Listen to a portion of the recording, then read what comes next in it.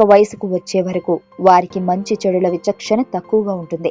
అందుకని పెద్దలు చేసే పొరపాటుతో సమానంగా పిల్లల పొరపాటులన్నీ చూడలేం. కానీ ఎంతవరకు ఒక పొరపాటుని బాల్య చాపల్యంగా భావించాలి అన్న ప్రశ్నకు మహాభారతంలోని ఓ కథ స్పష్టమైన సమాధానం చెబుతుంది.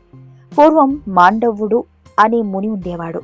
ఆయన మహా తపస్సంపన్నుడు, వేదాంగాలను ఔపూసన పట్టినవాడు, సకల పుణ్యక్షేత్రాలను దర్శించినవాడు. అలా సకల తీర్థాలను సందర్శించిన తరువాత ఊరికి దూరంగా ఒక ప్రశాంతమైన వనంలో ఒక ఆశ్రమాన్ని ఏర్పాటు చేసుకున్నాడు. ఆ ఆశ్రమంలోని ఓ చెట్టు కింద శీర్షాసనంలో ఘోరమైన తపస్సుని ఆరంభించాడు.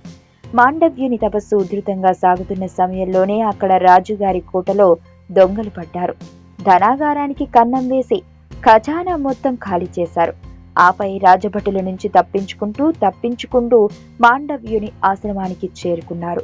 వారిని వెంబడిస్తూ రాజభటులు కూడా ఆశ్రమానికి చేరుకున్నారు. రాజుగారి ఖజానాను దోచుకున్న దొంగలు ఎటు వెళ్లారంటూ భటులు మాండవ్యుని అడిగారు. మాండవ్యుడు కఠోరమైన మౌనవ్రతంలో శీర్షాసనం ఉండటంతో దొంగల గురించిన జాడని చెప్పలేక మిన్నకుండిపోయాడు. రాజభటులు ఆశ్రమానికి చేరుకోవడం చూసి దొంగలు కాస్త అక్కడి నుంచి చల్లగా జారుకున్నారు. ఇటు మాండవ్యుని దాటుకుని ఆశ్రమంలోకి ప్రవేశించిన రాజభటులకు అక్కడ రాజుగారి సంపద యావత్తూ కనిపించింది. మాండవ్యుని ఆశ్రమంలో సంపదని చూసిన రాజభటులకు అతను కూడా ఆ చోరీలో భాగస్వామి అన్న అనుమానం కలిగింది. వెంటనే ఆ సొత్తుని మాండవ్యుని కట్టగట్టి రాజుగారి దగ్గరకు తీసుకువెళ్లారు. మరికొద్ది రోజుల్లో మిగతా దొంగలు కూడా రాజభటులకు చిక్కారు. తన కోశాగారాన్ని దోచుకోవాలని ప్రయత్నించిన దొంగలకి రాజుగారు మరణదండన విధించారు. వారికి సహకరించాడన్న అనుమానంతో మాండవ్యుని మెడలో శూలం గుచ్చి ఉంచమన్నారు. తనకు శూలదండన విధించినప్పటికీ మాండవ్యుని తపోనిష్టలో ఎటువంటి మార్పు రాలేదు.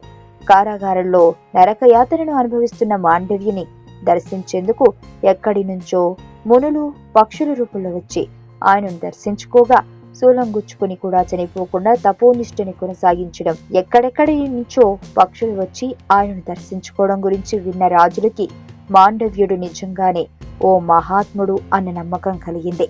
మాండవ్యుని వెంటనే విడుదల చేయవలసిందిగా రాజుగారు ఆజ్ఞాపించారు.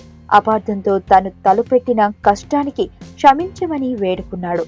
అయితే మాండవ్యుని నుంచి శూలాన్ని తీసే సమయంలో దాని మొన మాత్రం ఆయన గొంతుకలో ఉండిపోయింది.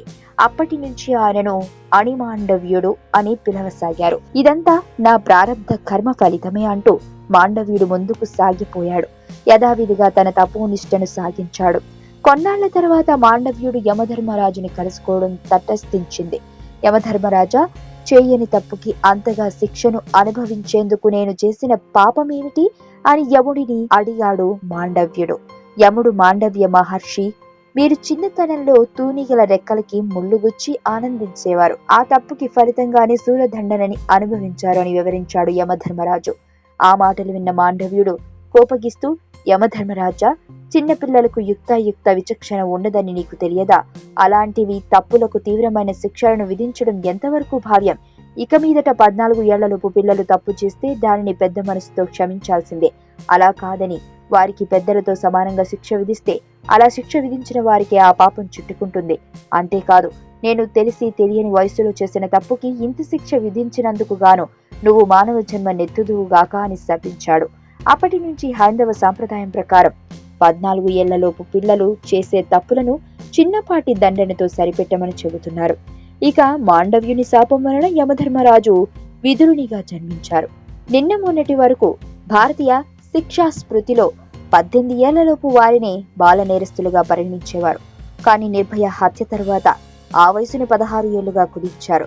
అది కూడా సరిపోదని 14 ఏళ్లు దాటిన వారు ఎవరైనా తీవ్రమైన అపరాధం చేసినప్పుడు కఠిన దండనకు అర్హులే అని చాలా మంది మేధావులు వాదిస్తున్నారు. కానీ ఎప్పుడో మహాభారత కాలంలో ఎవరు బాల నేరస్తులు, ఎవరు కారు అన్న విషయంలో ఓ స్పష్టత ఉండటం గమనార్హం.